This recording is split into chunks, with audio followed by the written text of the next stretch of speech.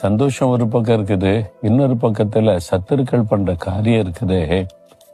காரணமே இல்லாம விரோதமா பகைச்சு நம்மளை அழிக்கணும்னு நினைக்கிறாங்களே, விரட்டிடணும்னு நினைக்கிறாங்களே, என்ன செய்யறது அப்படின்ற ஒரு கலக்கரில் இது எல்லாருமே சந்திக்கிற ஒரு பிரச்சனை தான்.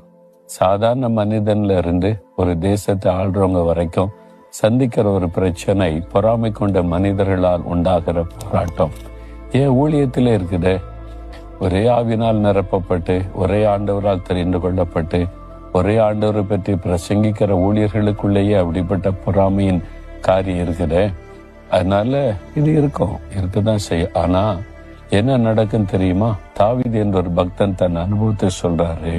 ஆண்டவரே, எனக்கு ஒரு விதமா மனிதர் எழும்புறாங்க, அவங்களுக்கு முன்னால நீர் என்னை உயர்த்துகிறீர். எனக்கு ஒரு விதமா எழும்புறாங்களே, அவங்களுக்கு முன்னால என்னை உயர்த்தி கொடுமையான மனுஷருக்கு என்னை நீ தப்பு வைக்கிறீர். பார்த்தீங்களா, தாவீது வாழ்க்கையில நடந்தது. பொறாமையினாலே தாவீதை அழித்து விட வேண்டும் என்று எழும்பினாங்க. ஒரு ராணுவமே துரத்தினது, ஒரு ராஜாவே துரத்தினார். ஆனால் ஆண்டவர் பாருங்க, கர்த்தர் அவரை உயர்த்தி கனப்படுத்தி அவர் மீது பொறாமை கொண்டவர்கள் வெட்கப்படும்படி செய்தாராம். இன்னைக்கு தாவீதுக்கு செய்ததை இன்றைக்கும் ஆண்டவர் தன் பிள்ளைகளுக்கு செய்கிறார், உங்களுக்கு செய்வார்.